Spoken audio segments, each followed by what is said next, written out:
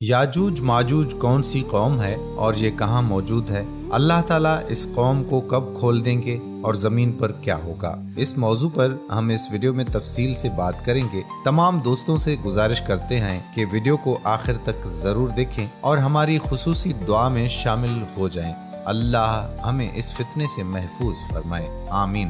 दोस्तों, याजूज माजूज का जिक्र अक्सर सुनने को मिलता है, लेकिन अक्सर लोग इनकी हकीकत से बेखबर हैं कि आखिर याजूज माजूज क्या है और ये कैसे हमला आवर होंगे। याजूज माजूज कौन है? याजूज माजूज एक कौम है जिसका जिक्र इल्हामी किताबों में भी मौजूद है कि इस मखलूक को हजरत जुल्करनैन ने दीवार तामीर करके इंसानी दुनिया के दूसरी जानिब कैद कर दिया था, लेकिन क़यामत से पहले याजूज माजूज उस दीवार से निकलने में कामयाब हो जाएंगे और जहां से गुजरेंगे इंसानी बस्तियों को तबाह बर्बाद करती चली जाएगी। फिर वो हमला करते करते एक झील पर पहुंचेंगे जिसका जिक्र किताबों में मौजूद है कि वो उस झील का सारा पानी पी जाएगी और उसके पीछे आने वाले याजूज माजूज ग्रोह को उसमें एक भी पानी को आगे बढ़ाने से पहले हमेशा की तरह एक बात याद करवाएं कि हमारा चैनल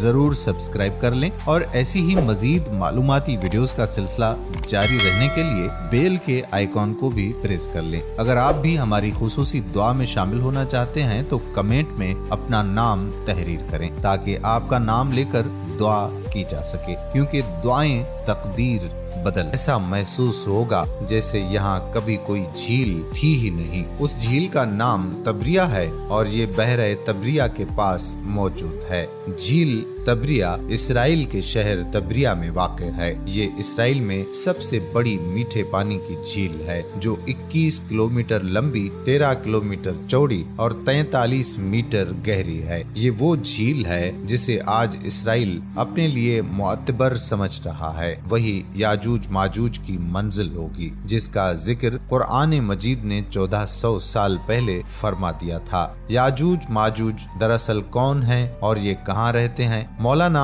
हाफिज रहमान ने अपनी किताब क़ससुल कुरान में इसका जिक्र किया है और कुरान मजीद की सूरा कहफ में इसका जिक्र मौजूद है। इरशाद बारी ताला है, यहाँ तक कि जब वो पहाड़ों के दरमियान पहुँचे तो उन्हें उन पहाड़ों से पहले कुछ लोग मिले जिनके बारे में ऐसा लगता था कि वो कोई बात नहीं समझते। मुफस्सिरीन और मुहक्किकीन ने लिखा है कि हजरत जुल्करनैन सफर करते वहां जा पहुंचे जो आर्मीनिया और आज़रबाईजान के नजदीक वाक़ है। वहां दो पहाड़ों के दरमियान से एक कौम निकली थी जो खेत तबाह कर देती, तुर्कों को बेदर्दी से कत्ल कर डालती और उन्हें गुलाम बनाकर ले जाती थी। वहाँ के लोगों ने हजरत जुल्करनैन से दरख्वास्त की कि हम आपको कुछ रकम जमा कर दें ताकि आप हमारे और इनके दरमियान कोई रुकावट बना दें।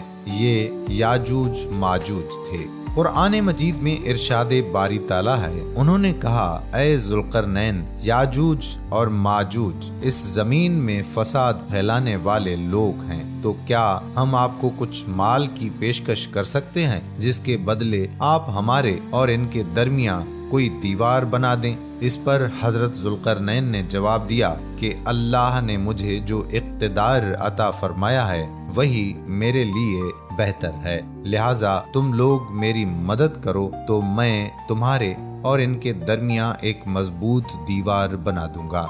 फिर हजरत जुल्करनैन ने लोहे के बड़े बड़े टुकड़े दोनों पहाड़ों के दरमियान खड़े किए और लोगों से कहा कि इनको जलाओ। जब वो रेड हो गए तो उस पर पिघला हुआ तांबा डाला गया ताकि लोहे के टुकड़े मजबूती से आपस में जुड़ जाएं और चिकनाहट के सबब कोई इस पर चढ़ ना सके। चुनाचे ये दीवार ऐसी बन गई कि याजूज माजूज ना उस पर चढ़ने की ताकत रखते थे और ना उसमें कोई सोराख बना सकते थे। कहा जाता है कि उसकी लंबाई 50 मील, ऊंचाई 290 फीट और चौड़ाई 10 फीट है।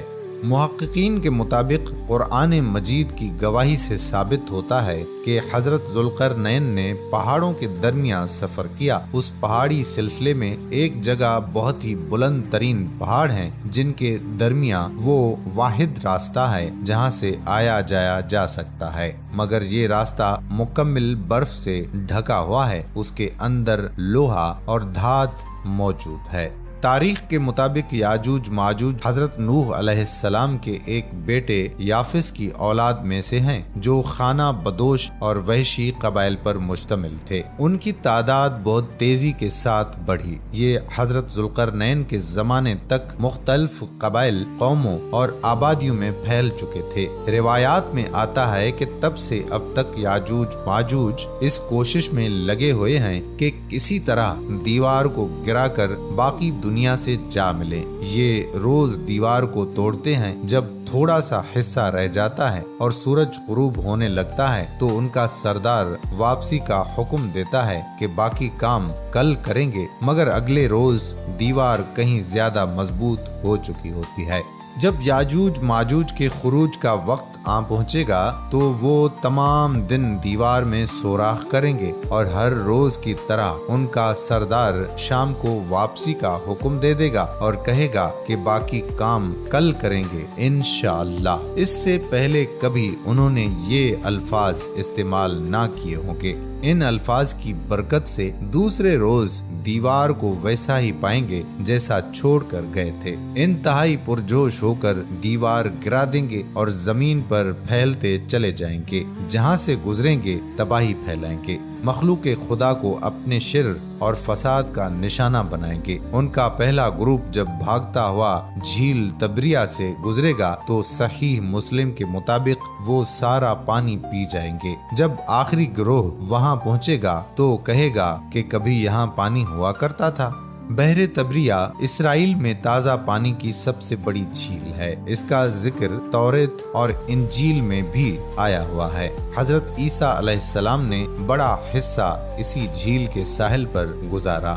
یہاں سے قتل و غارت کرتے ہوئے یاجوج ماجوج بیت المقدس پہنچیں گے اور اعلان کریں گے کہ زمین پر ہمارا قبضہ ہو چکا ہے، اب ہم آسمانوں پر بھی قبضہ کریں گے اور آسمان کی طرف تیر پھینکیں گے جو خون آلود واپس آئیں گے، کوئی ان کا مقابلہ نہ کر پائے گا۔ حضرت عیسیٰ علیہ السلام اللہ کے حکم سے مسلمانوں کو لے کر کوہ طور پر پناہ لیں گے اور عام لوگ محفوظ مقامات پر بند ہو کر اپنی جانیں بچائیں گے۔ دجال کو قتل کون کرے گا؟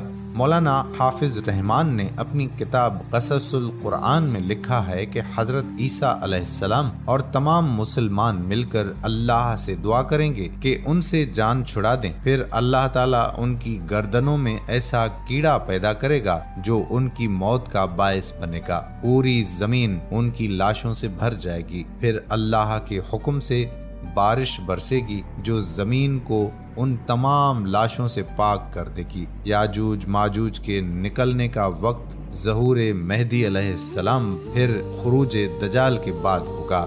اس وقت حضرت عیسیٰ علیہ السلام نازل ہو کر دجال کو قتل کر چکے ہوں گے۔ ان کے نکلنے کی ایک علامت بحیرہ تبریہ کے پانی کا تیزی سے کم ہونا بیان کیا جاتا ہے، جس کا حدیث مبارکہ میں ذکر بھی ملتا ہے، اور یہی وہ وقت ہوگا جب قیامت قریب ہوگی۔ اللہ پاک سے دعا ہے کہ ہماری دعا اپنے رحم سے، اپنے کرم سے قبول و مقبول فرما۔